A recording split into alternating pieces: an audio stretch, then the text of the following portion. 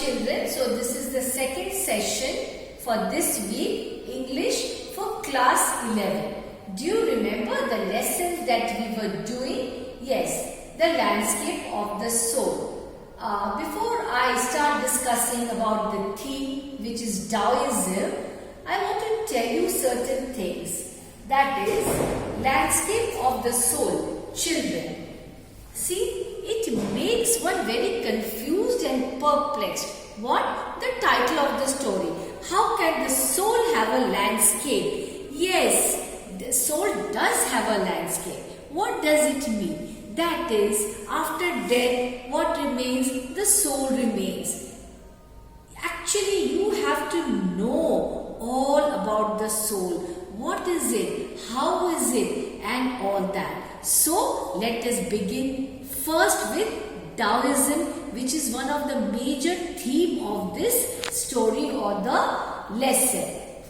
The first point, Chinese philosophical and religious tradition. This is all about, the story is all about Chinese philosophical and religious tradition, all that they believed in. Then it deals with the other way, Tao as the origin of all creation. So what is the origin of all creation? From what did everyone originate? From Tao. Taoism, a spiritual approach to living. So what is Taoism? See, we live our own lives, but what this philosophy says is that we should have a spiritual approach to life. Yes, we all take birth, we live our own lives, but the question is not what we earn, how much we earn, how much wealth we accumulate. There is something beyond all that. What is that? That is, it is our deeds which make us a good soul. A good soul, when does that happen? Yes, of course, it happens after death. So our deeds are very, very important. All that matters is our deeds. Next, there is a mention of Shanxi also in the story. What does it mean? Meaning mountain water. The water in the mountains or of the mountains. That is mountain water. The water present in the mountains is mountain water. Used to represent the word, the landscape by an artist. So, the artist uses this word to represent what? Landscape. To represent the word landscape, he uses all this Shang Shui, Taoism and all that. Chinese landscape paintings are centered on mountains.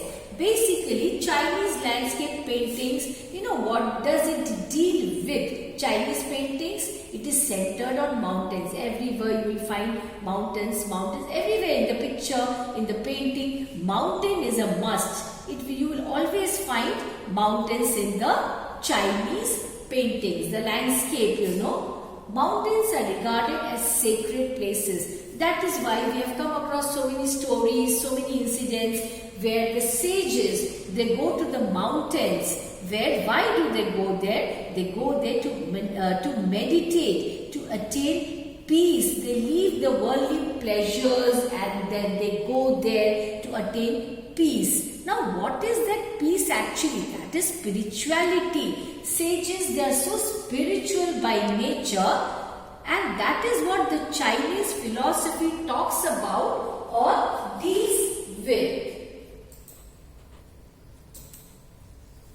Next, we have the yin and the yang. Now, in the story, there is a mention of yin and yang. Now, what is that? Everything is classified into masculine and feminine. Now, it is divided into two, like the male and the female, like that masculine, feminine. Masculine. What does it include? Masculine, yes. Dry, warm, vertical, powerful and active. So masculine, all that is dry in this universe, all that is warm, vertical, powerful and active comes in the category of masculine. So anything which is dry, warm, vertical, it comes in the category of masculine. Then what is feminine? Horizontal. All that is horizontal in this universe is feminine. What else falls in this category? Fluid. All the wet things, moist things. And you know children, anything that is wet, moist, like water and all that, it's supposed to be very cool and gentle. That means it speaks of the mild nature of these things. And that is why it is put in that category of feminine. Because very mild, very gentle.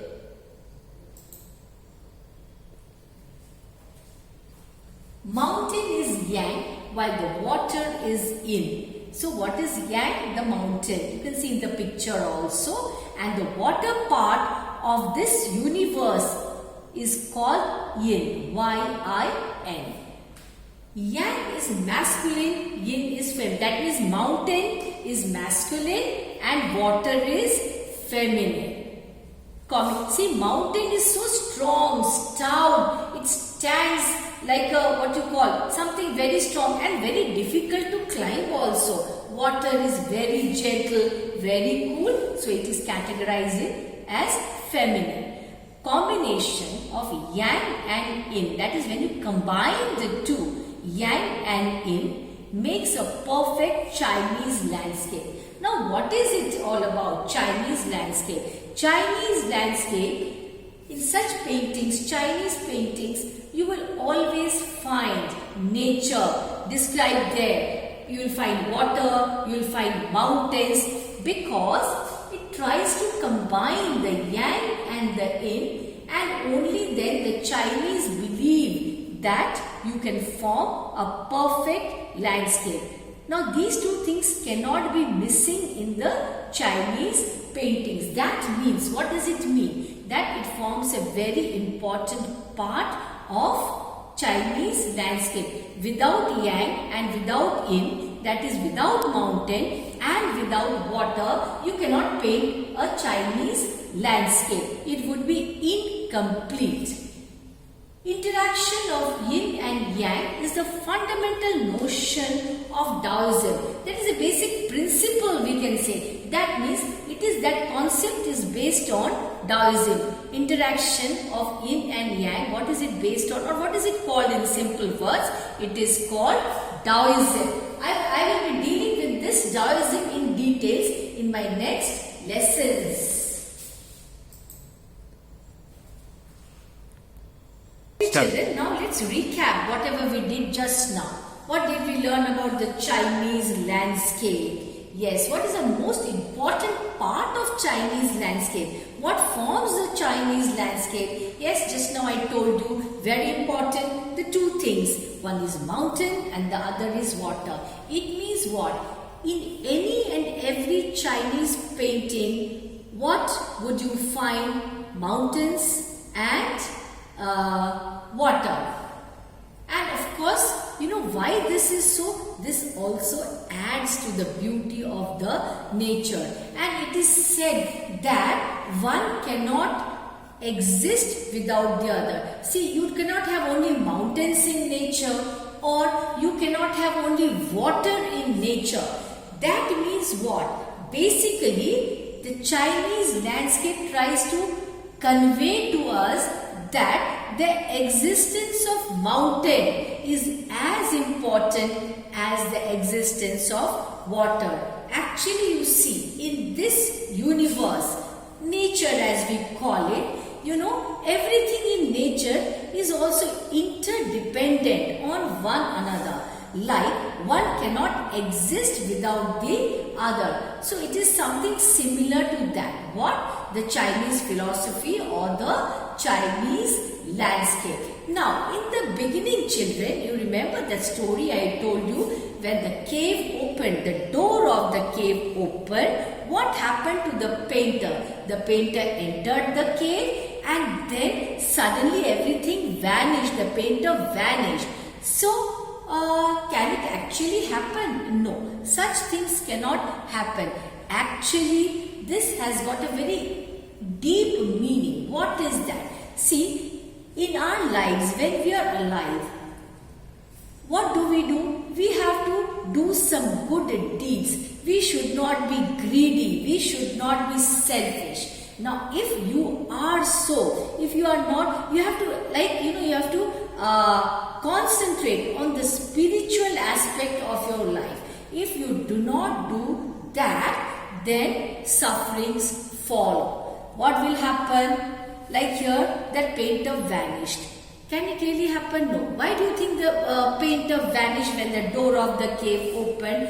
That basically tries to tell us that when you are alive, you should indulge in good deeds, not in greed and accumulating wealth and all that. Otherwise, after your death, that is, after life, what will happen?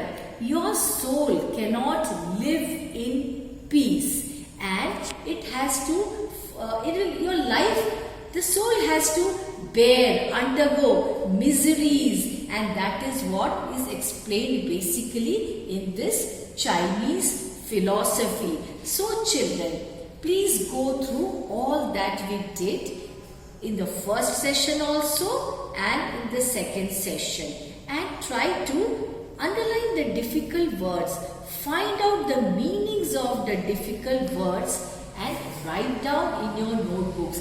Make small notes on yin, yang, shan, shui and all that, so that at the time of examination, when you just have a glance, it will automatically click in your mind, yes, this is what is yang, this is what is yin, and you don't have to worry. That will also help you to enhance your confidence level. So children, don't forget to revise whatever has been taught in the first session and in the second session. Thank you.